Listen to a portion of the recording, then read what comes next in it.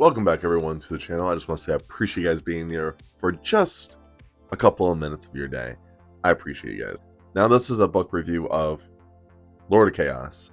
Now, it took me a hot minute to actually get back into Wheel of Time, but I did Fires of Heaven in November and I was like, I'm going to finish the Wheel of Time. And then I got into Lord of Chaos. I just like sinking feeling that Lord of Chaos is going to be like the best. And out of the 6 books, it's arguably my favorite one because you actually learn a lot of plots and twists about this whole book and series. Just everything. You just learn so much. Just for ahead of, just so you guys know, spoilers. Spoilers ahead. Freaking spoilers, because I have to. I mean, it's the 6th book. If you guys are here, I'm not going to not talk about things in this book that happen without spoiling, because it's like, you are 6 books in. Why are you watching this? So we're going to go with the bad that I didn't like. And then we're going to go with the good that I did like. And there is only one thing that I didn't like. Well, 1.5. Because the half thing is like a good and a bad thing.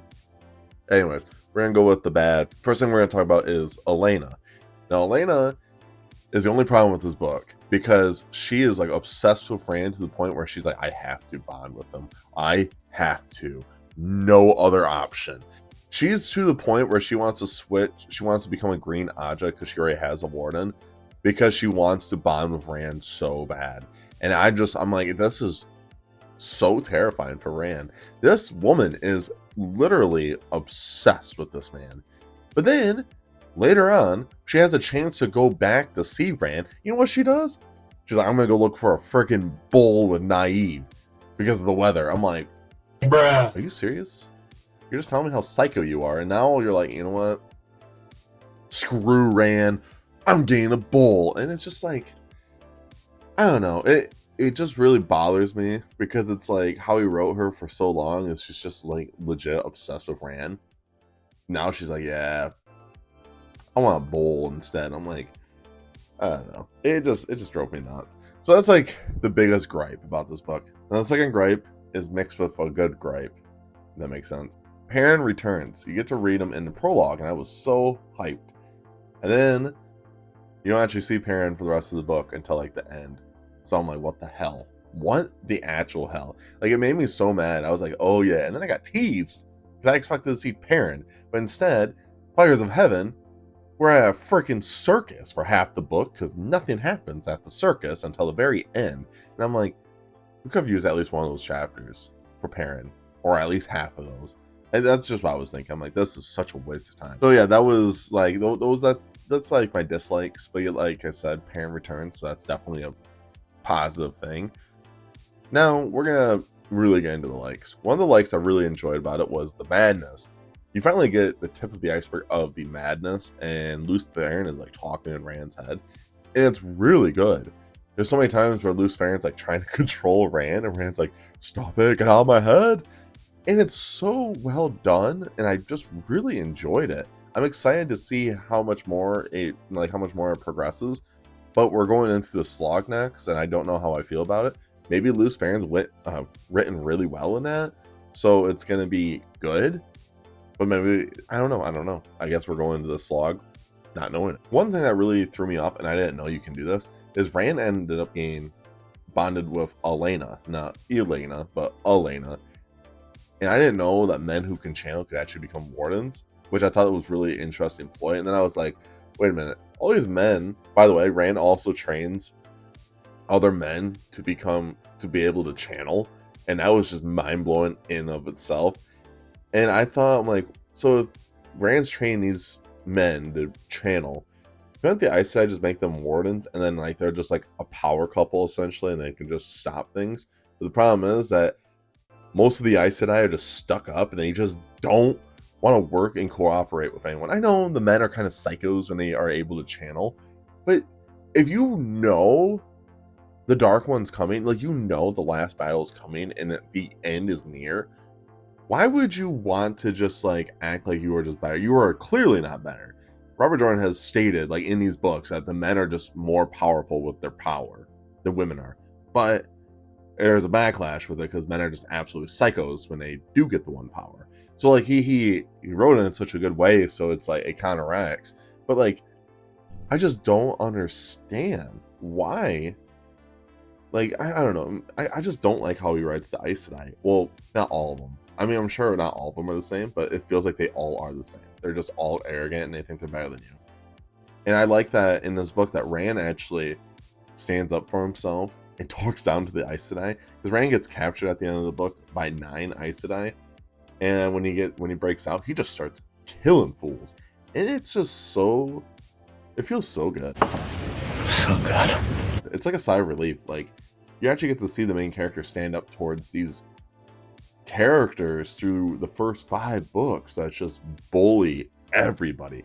And to me, it's just like, it finally happens to where Rand does something about it. Even with Matt even stands up for himself because he has that medallion, so it's easier for him to not actually get, like, no one can channel against him. And I really enjoy these aspects that these characters are finally able to do something against this Aes Sedai, because the Aes Sedai is just a pain in the butt, dude. I swear to God. The thing that really I wasn't expecting is Egwene becomes Armelin, and I knew as soon as I had to read that like 3 times because I didn't believe it, and she became the Armelin seat, I was like, wait a minute, they're clearly doing this for a puppet, because Egwene is not very strong at all.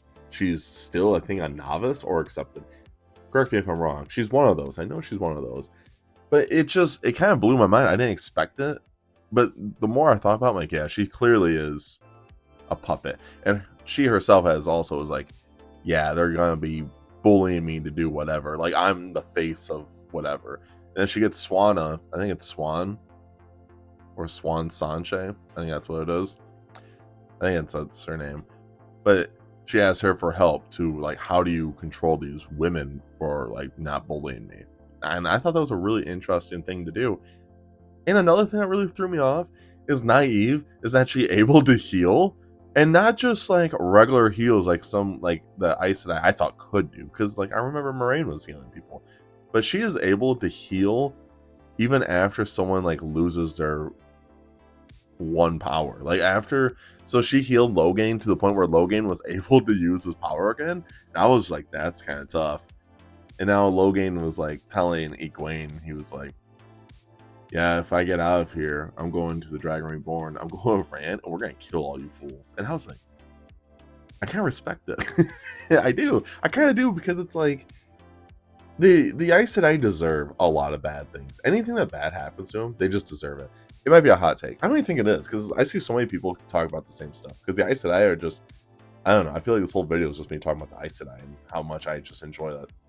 Hell is going to come to them. I hope. Hellfire just wreaks havoc on them, because dude, they're just terrible people. They're just legit terrible.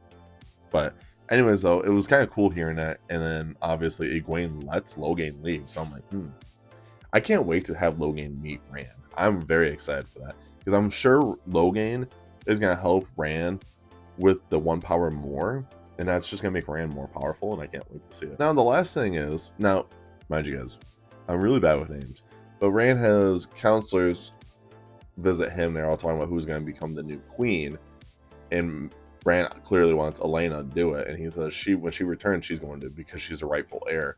And they're like, oh no, we're not going to do that. And then they vote for one of the other girls that was there, and she said no, she ain't going to do it because it's going to be Elena.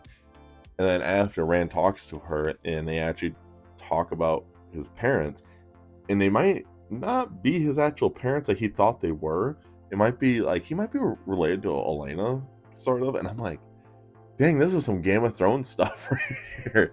But also, I was like, dang, Rand doesn't even know who his parents are. Like, Rand will constantly say, these are my parents or whatever. But like, with this in the mix, and they might not actually be his parents. And I just was not expecting any of that at all to happen. Like, this book is seriously the best book out of the 6 I've read so far. The Great Hunt's pretty good, but this is by far my favorite. So it's like I'm not going to list them all, but it's definitely like Lord of Chaos, Great Hunt, like Dragon Reborn. Maybe Eye of the World. I don't remember which one I would like more. I have to reread them. But this book is by far my favorite. The ending was really good. All of it was just good. You got the parent finally returned, I guess. Sort of. Matt still is goated. Rand is actually becoming like a real savage dude, and I actually enjoyed it. And even the women were written really well. Like, none of them were really annoying, except for like some of the Aes Sedai. Most of the Aes Sedai I just really hated. But like, this book in general was a really fun read, and I liked it. And I definitely give it a 5 stars. It's easily one of my favorite books I've read this year. Like, hands down. and I'm so happy for that. If you guys made it to the end of the video, I do appreciate it. Make sure you guys check out all my socials down below. And of course, make sure you guys stay safe, stay hungry, and tell someone you love them. I'll see you guys in the next video. See ya.